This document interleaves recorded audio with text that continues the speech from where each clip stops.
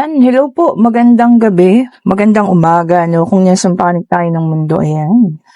At ngayon po ay gabi na sa Pilipinas, ito ang ating second reading for the day, March 3, no, Tuesday po, 2026. Okay, tingnan natin kung kaninong reading ang makukuha natin ngayong gabi na ito, ha. Pwedeng sa kanya, pwedeng sa'yo, pwedeng kung kahit kanino man, take only what resonates po. And sa unang card, we have here the Judgment. Okay. Tingnan pa natin. We have here the Ace of Wands. Okay po. We have here the Strength. Okay. Kalakasan. Tingnan pa natin, ha. And we have here the Page of Swords na bigla-biglang tawag dito, tumatalon. O, ayan. Okay, tingnan pa natin. Ayan, ayusin lang natin, ha.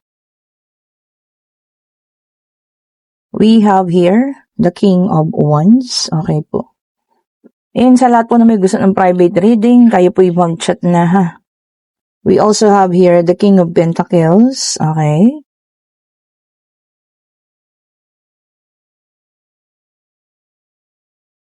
Tingnan pa po natin, ano.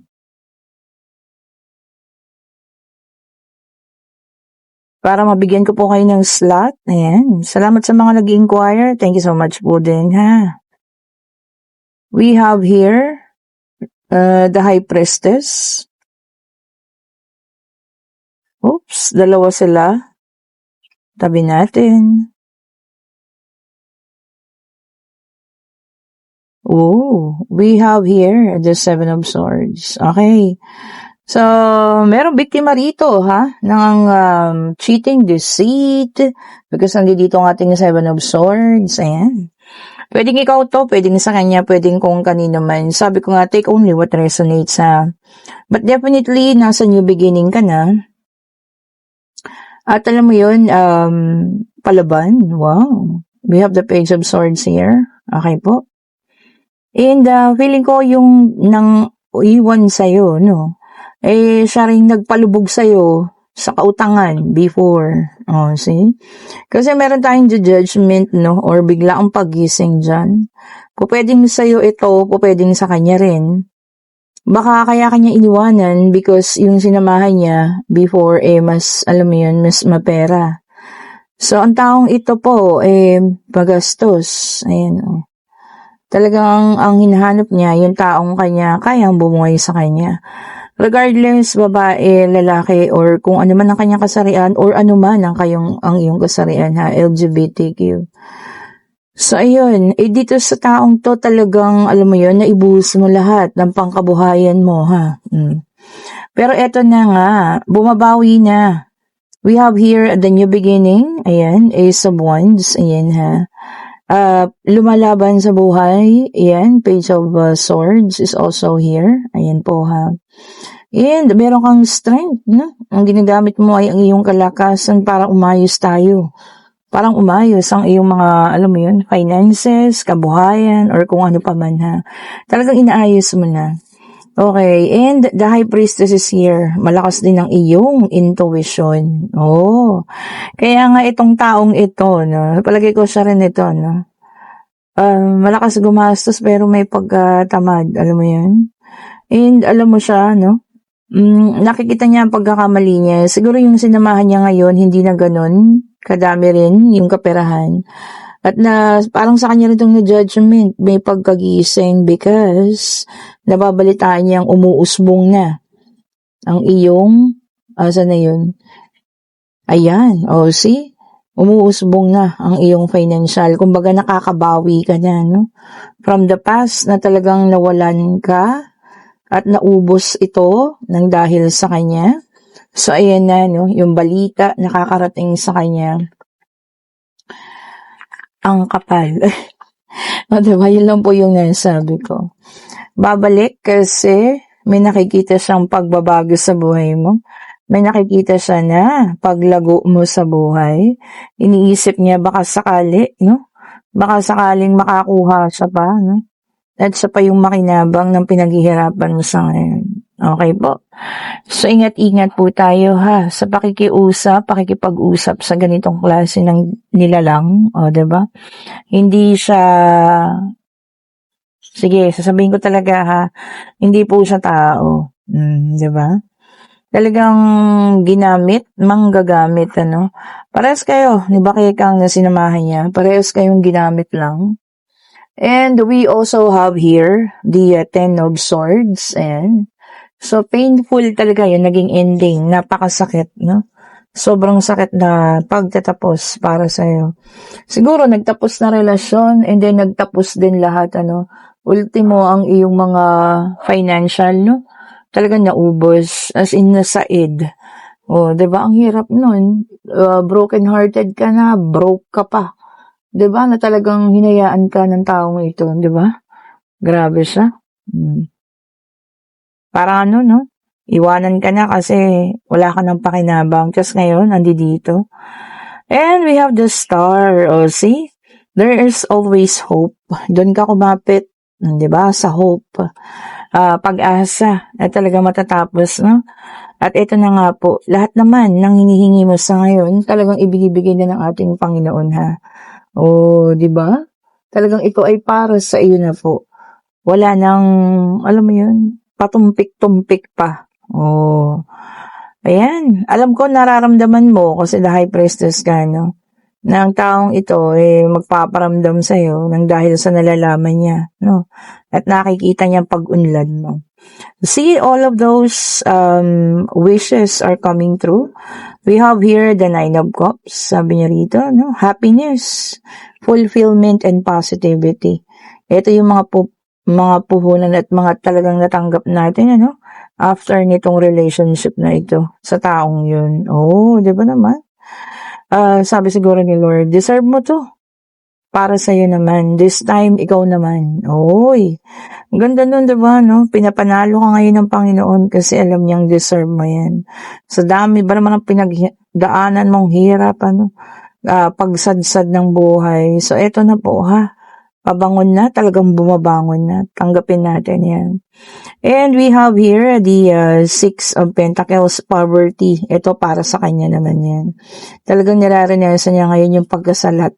O, diba? Yung pagkawala. O, wala tuloy. Kita mo, lahat ng hinihinga niya ng tulong, wala. Nakatalikod. Kasi nakilala na siya na ganun siya. O, diba? So, wala na.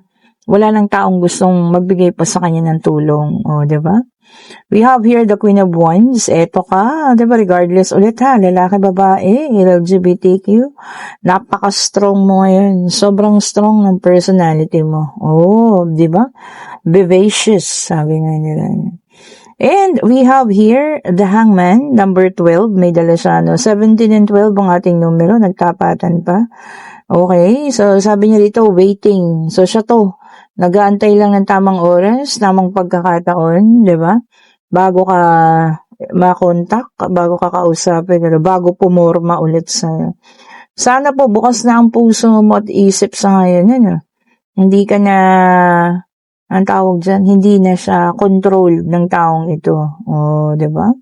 And we have here the Eight of Pentacles. Ayan. Sabi niya rito, no? You already mastered. Kumbaga, kung ano yung pinagkakakitaan mo ngayon, naging expertise mo na. Whether it's a job, pwedeng ito ay business, o kung ano man po, ano. Sinoli ko kasi dalawa siya. So, parang naging expert ka na. Kaya pala, ang ganda lang kitaan mo, no? Kung ano man itong pinagkakabisihan mo po ngayon. Ayan, congratulations po. Ayan, sa mga nangyayari sa buhay mo, ha. Talagang merong pagbabago, no? Meron ng paglago. Ayan. Oh, and we have here the Queen of Pentacles. Ang ganda, oh. Sabi niya rito, nag-matured ka na. You know how to handle your properties. Sabi niya rito, financially independent and wealth is coming. Oh, dadagdag pa ang kasaganaan. So, hindi lang yun, may darating pa. So, aside from the fact na umaayos ang ating pangkabuhayan, ayan, may paparating pang mga blessing, no? Ayan, claim mo na yan. And also, kailangan maging thankful tayo, no? Sabi ko nga, kailangan lagi tayong grateful. maliit, malaking blessing, be grateful po ha. And kinuha ko tong ating pangatlong deck of cards. Ayan, check natin ha. Pasensya na kayo sa mga alaga ko ha. Si Soy Soy at si Poy Poy po yan. Si Soy Soy, bihirang tumahol yan. Pero napakatinis. Okay, tingnan natin kung anong ibibigay nitong ating pangatlong deck of card.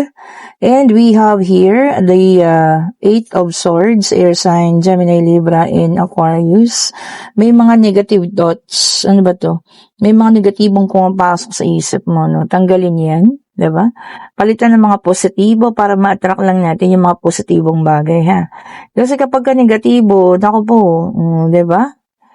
Mas stuck ka sa mga negatibong yan, mahirap po. I-attract mo lahat ng mga negativity. O, kung ano man yan nasa isip niyong negatibo, ha? Palitan ng positibo. O, diba naman? Okay, so tingnan pa natin. And we have here the Queen of Swords, air sign ulit. Ayan. Sabi niya rito, no, boundaries. Oh, for some of you, talaga nag-set na ng boundaries, ha. Pwedeng sa mga ex ninyo, pwede rin sa mga kaibigan ninyong plastic. Oh, ayan, ha. Kung kanino man kayo nag-set ng boundaries, ano, or talagang pagpipigil, diba? Kayo mismo yung naglagay. Para hindi na sila ganun ka makialam sa buhay ninyo. And we have the Page of Swords, air sign ulit. Wow, pangatlong air. Ayan. Sabi niya rito, no, somebody is spying on you. May tao nang i-spy daw sa'yo.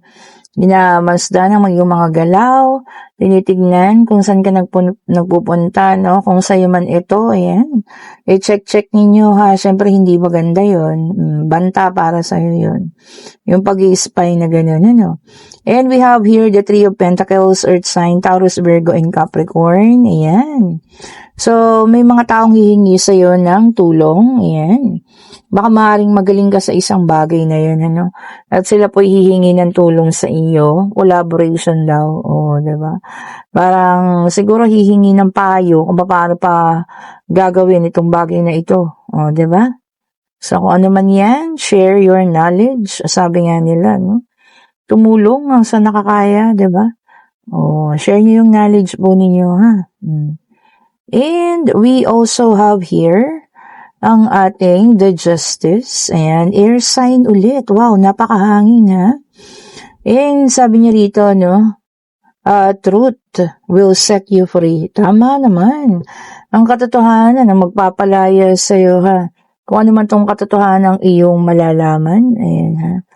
So, mamaya pala, no, parang nag-start na yata sa ibang bansa. It's the blood moon. Sabi nga nila, no, full moon, blood moon. Oh, ayan, ha? Huwag naman siya, hindi dapat katakutan, ano. Tinawag lang nilang blood moon. Ayan. Blood moon, full moon, sabi nga nila. Okay, tingnan natin. And we have here the Four of Cups, water sign, Cancer, Scorpio, and Pisces. Sabi niya rito, no? Restlessness. Ay, may mga pagod pa. Pagod na. Pangalawang araw pa lang ng trabaho, ano. Meron talagang ganun, 'di ba? Parang pagod na. Ayan, baka ito yung mga pa-retire na, no. Pagod na sa mga ganyan na, alam niyo yun, paghahanap buhay. Baka konti na lang, magre-retired na, o, 'di ba? Tsagain na natin po, ha. Konti na lang naman na. And we have the Ten of Wands. This is a fire sign, Aries, Leo, and Sagittarius. Ayan. Burden. O, iba sa inyo may mga daladalahin. Nasa balikat na medyo mabigat. O, kung ano man yan. Kung pwede nang ilabas, no? I-share. Ayan. Baka sakaling makatulong din ng ibang tao. Yung mga dalahin yung yan. Mga baggage na daladala ninyo, no? O, kung ano man po, ha. Maaring makatulong yung paglalabas ang sama ng loob. And we have the Tower, fire sign ulit, no? Aries, Leo, and Sagittarius. Ito, no? Sabi niya, awakening, o, paggising. O yan, for some of you, magigising sa mga bagay na alam niyo yan. Baka matagal nang dapat na nagising na tayo, no?